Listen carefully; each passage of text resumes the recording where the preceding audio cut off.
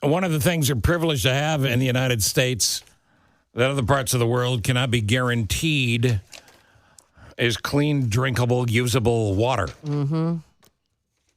Or is it one of the things you can count on? Big cities, old pipes, big problems. Jason Knowles gets all the fun assignments at ABC 7. Oh, yeah. And now he's crawling through the pipes for the I-Team. How bad is it in Chicago with our 100-plus-year-old pipes? Well, we do have an issue in Chicago where they are actually fixing a lot of the lead in the old pipes here in Chicago. They're getting rid of lead pipes. But what we're talking about tonight is actually in the northern suburbs. We'll tell you a little bit more about the community tonight. But we're talking about actually iron in water. And it's pretty gross. So overall, iron is not a huge health hazard. It's not a health hazard at all, actually. But you would not drink the water if you saw this water. It can be a health issue for some people who have a pre-existing condition. It can also be irritating and not get the soap off your hands, and then that obviously can cause other issues as well if you're not able to wash your hands properly. You said this is a northern burb. Is the water, does it smell funny? Does it taste funny? Oh, yeah. It tastes bad, according to the residents. Smells bad. It just looks really bad. I'm sure a lot of people have seen the promo. It's yellow, rusty colored, discolored water. The people in the community are not using the water, of course, and they don't want to be told, oh, it's fine to use. That's not what they want to hear. What they want is water that doesn't smell bad or taste bad or look bad. Of course, it's staining appliances, staining sinks, staining toilets, staining tubs. It's probably hard to get the children in the tub if they see a tub full of yellow, orangish water. So they've been battling this for years, and we're going to get some answers tonight at 10. We're going to talk to the place that provides the water provider. We're going to find out how long this has really been going on, digging into some of the levels and the tests and showing how widespread this is, and hopefully getting some answers and potentially long-term solutions from the water provider. So, yeah, it's pretty disgusting when you see it. Jason, are you? You're not going to tell us right now because I know we want to watch the entire segment tonight. But how is, or will we find out how the water service company is helping these people aside from dropping off bottles of water?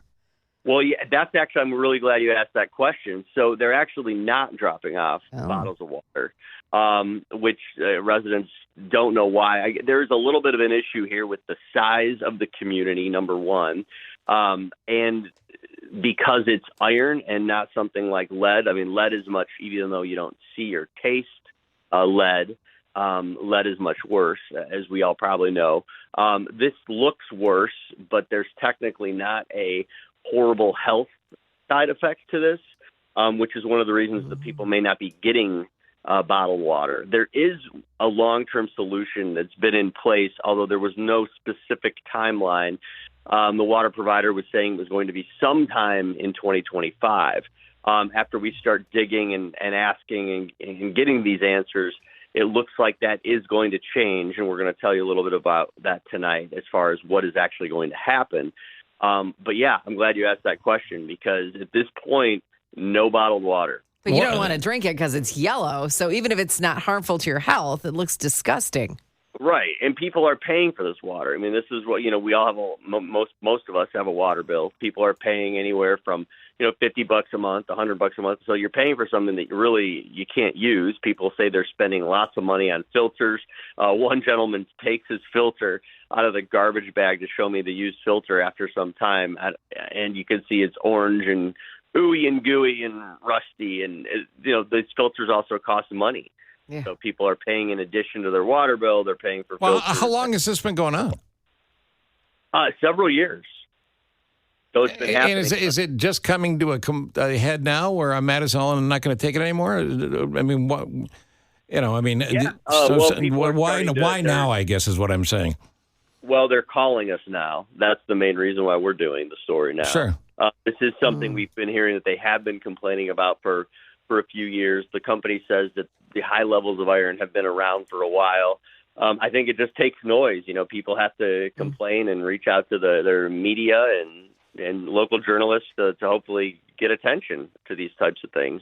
but yeah, they're calling us now, and we are doing the story now. So Jason, can you tell us what town it is?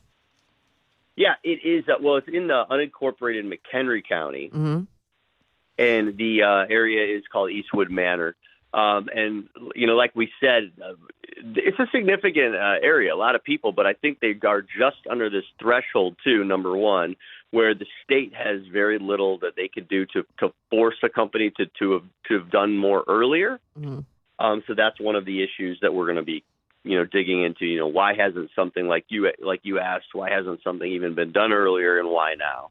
So do you feel that after doing this story and sort of learning more about it, that the water drinking crisis is bigger than we even think? Because I know I just take it for granted. And when I'm running all this water from Lake Michigan and it's perfect, I'm like, why am I wasting this?